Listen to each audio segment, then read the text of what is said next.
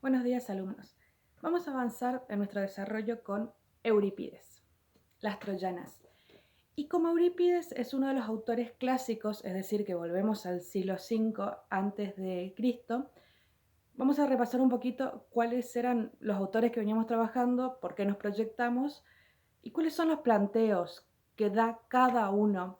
Porque si bien tenemos tres miradas distintas para trabajar, todas aportan algo. Nuestro objetivo va a ser tratar de hacer una integración en cuanto a los razonamientos de cada uno.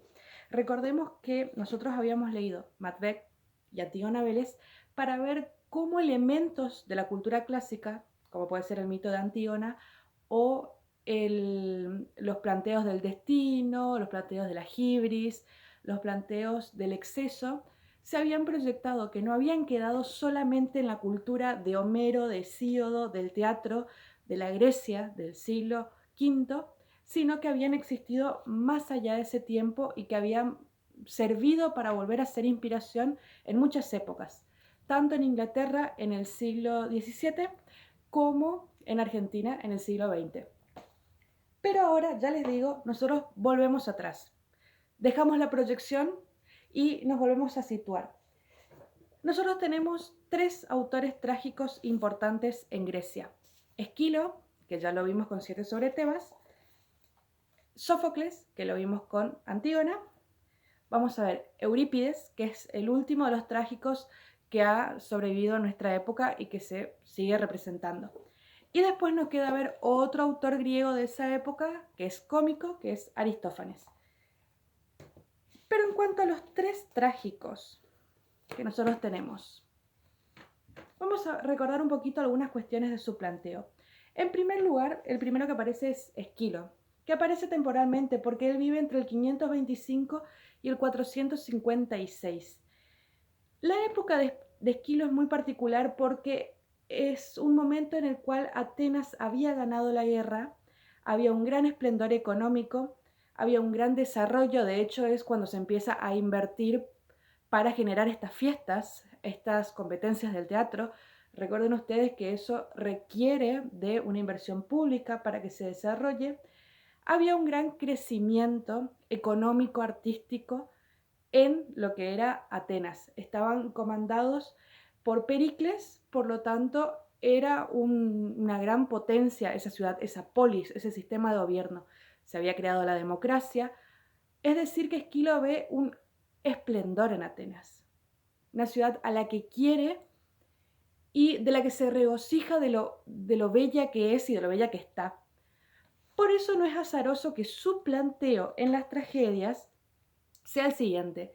Para Esquilo, la tragedia existe, es decir, el desenlace trágico en la vida del hombre, el sufrimiento existe porque el hombre no se somete a la voluntad de los dioses.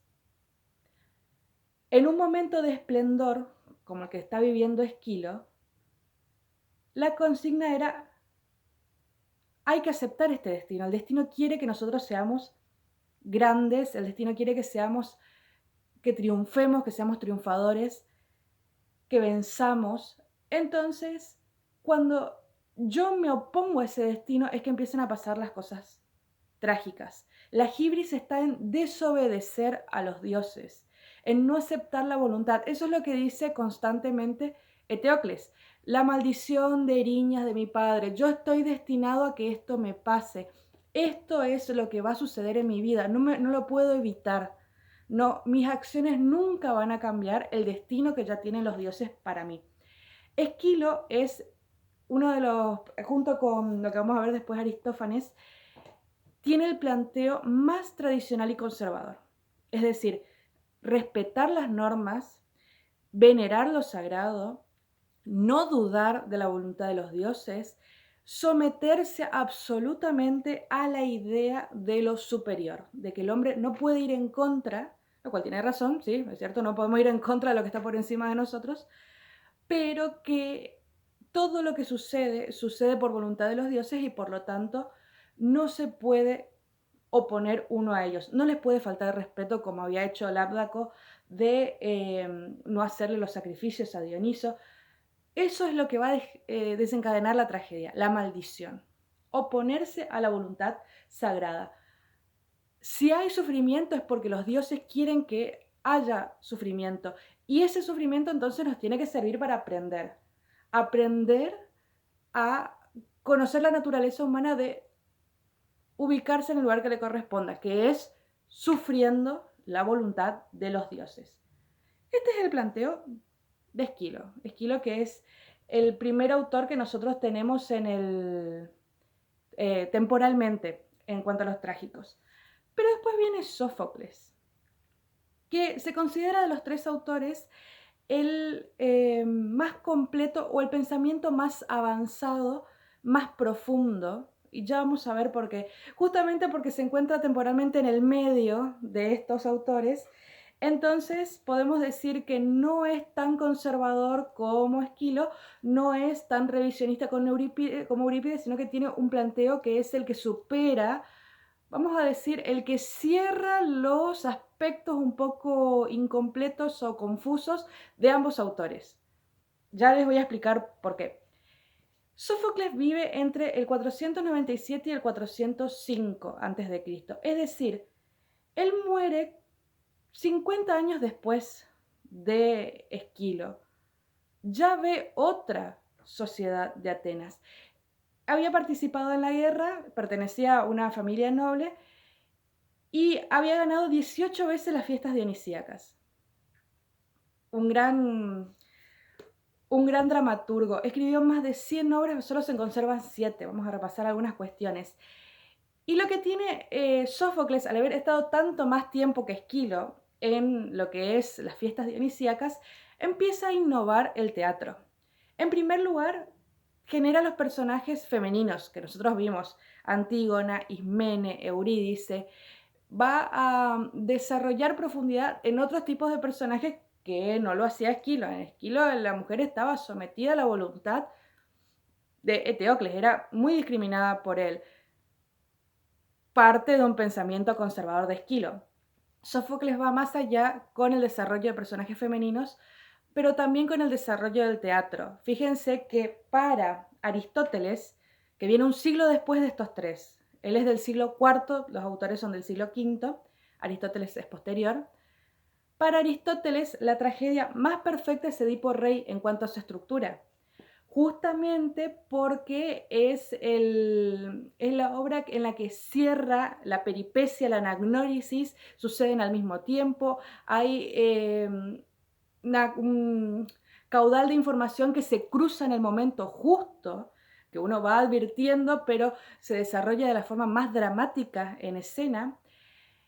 Esto fue gracias a que Sófocles introduce lo que son los tritagonistas, es decir, el tercer personaje principal, no solo los personajes secundarios, sino que hay otros personajes como Tiresias, que no es un personaje secundario, como puede ser Hemón, porque no interactúa tanto, pero aparece para decir un mensaje importante, como los mensajeros, es decir, le da importancia a otros personajes que afectan a la trama. Y eso desarrolla una trama mucho más unida en resortes dramáticos, como decía Aristóteles, para que fluya y converja de una manera mucho más impactante al teatro. Es decir, lo que desarrolla Sófocles en el teatro es superior a lo que desarrolla Esquilo, que si nosotros vemos 7 sobre Tebas, Eutecles hablando con el mensajero y preguntando y contestando, que tiene mucha profundidad el Parlamento, pero no profundidad en las acciones y en cómo se desarrolla la información.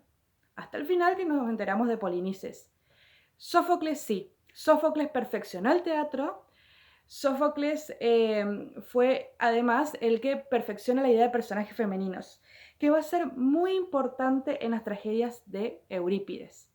Eurípides va a trabajar mucho más con los personajes de las mujeres. Ya vamos a llegar a esto.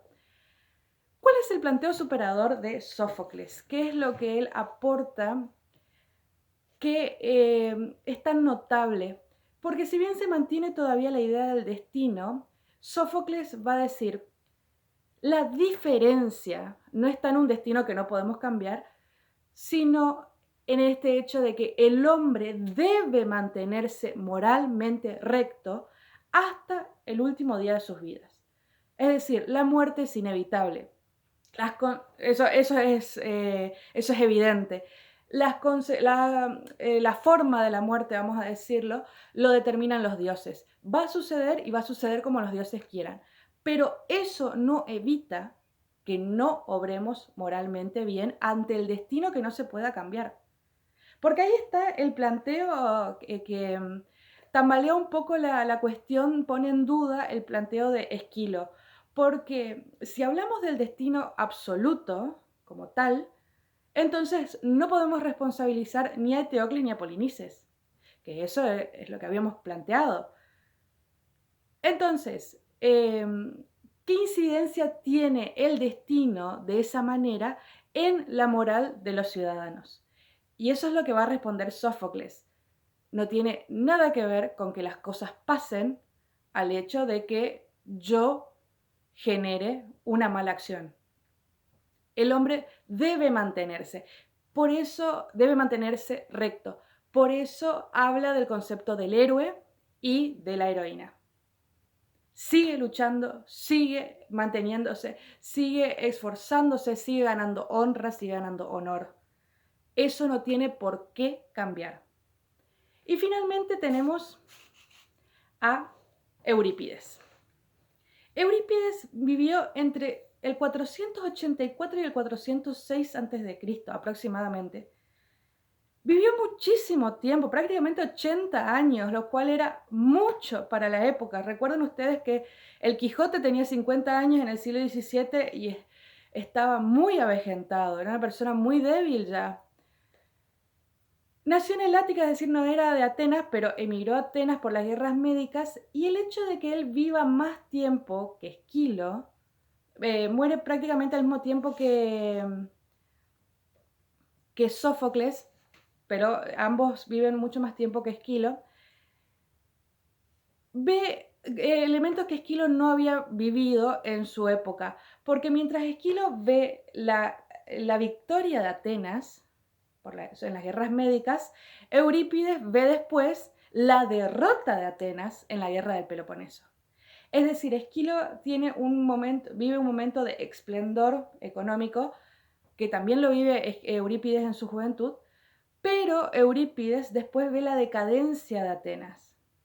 Ve el dolor de la ciudad, ve la pérdida de la guerra, por supuesto. Entonces, la situación de Atenas es distinta. Y esto es lo que permite a Eurípides sentar lo que es el revisionismo. Eurípides y Sócrates, en el ámbito de la filosofía, van a ser los revisionistas, los que van a revisar, mirar todos los planteos anteriores a ellos, es decir, los planteos que cimentaban la ciudad, los que cimentaban las creencias, los que cimentaban las artes, los que fundaban el pensamiento de Atenas, y ellos van a hacer lo que los cuestionen de distintas maneras. De hecho, Aristófanes, que ya les dije, él es un autor cómico de la misma época, y él es tan conservador como Esquilo. Aristófanes va a ridiculizar a los dos personajes en sus obras, los va a exponer públicamente, los va a criticar por ser revisionistas. Se va a burlar de Sócrates en las nubes y se va a burlar de Eurípides en las ranas. Que ya se imaginarán por qué se llama el título así, porque así lo imaginaba Aristófanes a Eurípides. Entonces, ¿en qué se ve esta revisión, este cambio en Eurípides? En primer lugar, en los personajes femeninos. Tiene muchas más obras que han quedado, porque él escribió 92 obras, pero se conservan solamente 19. Hace unos años se creyó que se había encontrado una nueva obra que se llamaba Palamedes, pero se está estudiando. En sí son 19 obras. Es el que más conserva obras teatrales. Y de hecho, Las Troyanas se sigue representando en teatros como España. Es de los autores que más obras han quedado, y muchas obras hablan sobre personajes femeninos. Perdón, Muchas obras hablan sobre personajes femeninos. Fíjense, Medea, esposa de Jasón, Ecua, la reina de Troya, las suplicantes, Andrómaca, Electra, la hija de Agamenón, y por supuesto las troyanas. Muchos personajes femeninos. Y de una forma tratadas que permanecen hasta nuestros días. Porque salvando a Antígona, nosotros no tenemos otras obras en Sófocles en el cual ese rol que se le asigna a la mujer en el mito de Antígona se mantenga hasta la actualidad, que es necesario para que la obra se siga representando. De lo contrario, se pierde y no se copian más. De las 100 obras, 90 obras que escribieron estos autores, han permanecido pocas porque, recuerden ustedes, el teatro es social. Si ya no es apto para reflejar y abordar una problemática social, ya no se representa, ya no se copia y ya no se conserva. Pero de las obras de Eurípides, los personajes femeninos siguen teniendo vigencia hasta la actualidad. Hasta el día de hoy siguen representando la situación de la mujer, tanto en el siglo V a.C. como las situaciones actuales. Hay que preguntarnos ahora, ¿por qué Eurípides plantea esta cuestión con las mujeres? Eurípides era un escritor hombre, por supuesto, y uno se pregunta, si la sociedad de Atenas estaba armada de tal manera que le daban lugar a la mujer solamente dentro del hogar, que no tenía participación política, si ese era el modelo que funcionaba, ¿qué necesidad tenía el autor de expresar el pensamiento femenino? Asistían las mujeres, por supuesto, a las fiestas dionisíacas, pero suponemos si los hombres que también asistían no querían escuchar ese pensamiento, ¿por qué se arriesgaba Eurípides a exponerlo?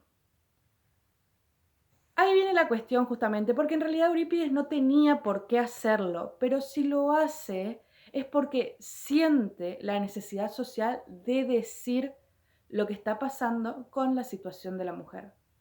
Sobre todo, piensen ustedes, y esto es algo que se ha repetido en la historia muchas veces, se acaba de perder una guerra, hay, vamos a decirlo, poca mano de obra masculina, hay poco trabajo, los hombres, los soldados, los guerreros han muerto. ¿Quiénes quedan en la ciudad para avanzar y hacerla prosperar? Las madres educando a los hijos. Por lo tanto, no es un tema menor que se hable de decir, quizás Esquilo no lo vio, quizás Esquilo no lo quería ver porque era conservador, pero está este problema en la sociedad. Y la sensibilidad del autor dice, yo voy a expresar, voy a darle a mis personajes la voz de estas mujeres que no se pueden expresar socialmente. La voz de estas mujeres que no son las que perdieron la guerra, por lo tanto, no son las culpables de la situación, pero son las que están educando y criando y cuidando de la economía doméstica para sostener todavía la polis. No son objeto de desprecio, no son herramientas simplemente de la sociedad, de los hombres que las pueda ubicar donde quieran. Y él nota esa voz que hace falta y se la da mediante sus obras de teatro. Pero esa es justamente la mente revisionista, que nadie le dice y a nadie más se le ocurre, solamente lo ve el autor porque el autor lo siente, lo ve el autor porque entiende, porque comprende, porque si bien está educado como todos los otros para relegar a la mujer al ámbito doméstico, ve una diferencia, tiene esa empatía con las mujeres